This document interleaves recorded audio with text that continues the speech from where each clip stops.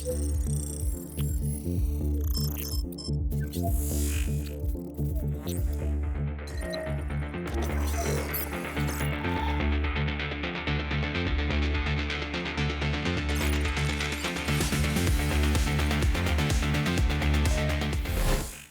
家好，我係阿夫拉。正當大家關注緊 2.6 嘅版本即將推出，以及關注緊 2.7 版本之際，其實官方開始逐少咁透露緊關於黑塔本體嘅傳聞。而從官方嘅宣傳圖片所睇到，黑塔 SP 嗰頂帽就同翡翠嗰頂咧係有啲相似嘅。我相信好多男性嘅玩家就係對黑塔本體嘅長腿黑絲最憧憬嘅，而官方咧都知道咧大家玩家嘅期待，其中就喺呢個模擬宇宙不可知域咧講緊嘅編隊與對影咧嘅最下面個開拓者就問緊嘅問題咧就係全部玩家都係好想知嘅。佢問嘅問題就係冇問題，親愛嘅黑塔女士，可唔可以將本書放低俾我哋睇一眼呢？其實官方用咁樣嘅形式去做交情，另一方面咧亦都反映咗官方係知道好多人等緊黑塔嘅本體，只要做得靚又做得正，好多玩家都非常願意課金噶啦。但係除咗 XP 檔之外，有好多玩家咧都係想知道究竟佢係戰記終結技嘅邏輯係點樣嘅呢？所以咧最近呢幾日又有內鬼消息爆料啊，而佢嘅爆料咧都係好隱晦嘅，而最大嘅原因就一定係米哈遊嘅問題噶啦。不過呢啲問題都係佢哋之間嘅問題。咁我哋依家咧重點關注一下咧黑塔 SP 咧究竟佢嘅技能邏輯係點嘅一個模樣。而以我所知道嘅就係一次嘅黑塔 SP 初始技能泄漏係同2.7版本嘅虛構敘事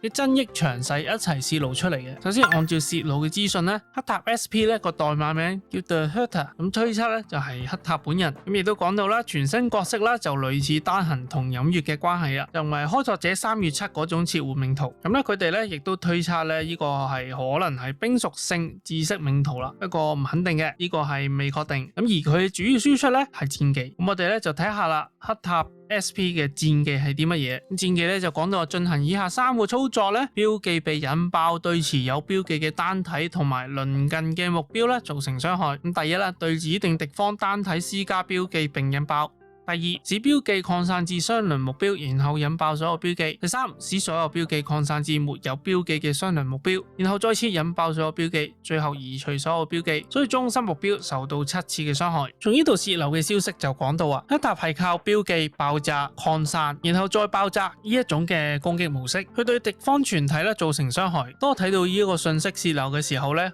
我就不禁懷疑一啲嘅招式好似耳熟能詳，但係又唔知喺邊度攞翻嚟嘅。咁於是就查咗一下啦，原來就發現黑塔呢一個被泄露嘅戰技呢，就同叉分宇宙嘅包子呢係好相似。所以我亦都懷疑緊呢，官方係將啲未來會出嘅角色嗰啲技能呢，先會加入到呢個嘅叉分宇宙當中呢，就俾大家玩家呢去做一個試水。有到呢個設計邏輯成熟嘅時候呢，就將呢套嘅邏輯去俾新角色去用。咁或者大家呢去從拋子嘅邏輯呢去理解呢，你就會理解到啊呢個嘅黑塔 SP 呢究竟係玩緊啲咩邏輯啦。咁叉分宇宙嘅拋子呢，就係咁樣形容嘅，就係當持有數量大於等於3嘅時候呢，就會喺受到角色攻擊嗰陣咧就爆裂，對持有目標造成不受加成影響嘅風屬性附加傷害。爆裂後會傳播俾隨機嘅相鄰目標，而且無法二次嘅傳播。每個敵方目標最多持有6個。而叉分宇宙有2個嘅3星祝福咧係同拋子有關嘅。而大致上嘅就係當玩家消耗戰技點咧，對方咧就會有隨機目標咧獲得拋子，以及咧當玩家恢復戰技點嘅時候咧，敵方目標咧亦都會係獲得拋子嘅。所以呢度表達咗一樣嘢就係黑塔 SP 嘅標記嘅前身咧，可能就係叉分宇宙嘅拋子啦。然後我哋再睇下黑塔 SP 嘅終結技，對敵方全體造成傷害並獲得一定數量嘅增益。消耗戰技時消耗1層增益，對敵方全體額外造成傷害。而佢嘅天賦就係其他隊友施放終結技時，黑塔恢復一定能量且攻擊力提升可疊加。亦即係話其他隊友施放終結技越快咧，黑塔恢復一定嘅能量就越快啦。然之後我哋再睇下痕跡，咁痕跡咧就透露咗2個好重要嘅嘢。第一個，戰技第一次引爆標記嘅傷害倍率提升。第二就係黑塔嘅暴擊傷害提升，而佢嘅秘技就係進入戰鬥後攻擊力提升持續一定嘅回合。咁關於痕跡嗰度咧，即係話俾你聽咧，呢個黑塔 SP 咧又係玩傷害倍率，而且仲係玩暴擊傷害。我真係發現越嚟越多嘅人物咧係有傷害倍率呢回事嘅，但係都要睇佢嘅機制以及傷害倍率咧係有幾高。然後痕跡第二樣嘢話俾你聽咧，佢係玩暴擊傷害嘅，即係佢表達俾你聽呢個人物唔係玩 DOT GOT， 亦都唔係超擊破隊噶啦。咁參賽呢，就係佢究竟係玩緊新嘅狙擊隊體系啊，定係未來一啲嘅新嘅體系呢？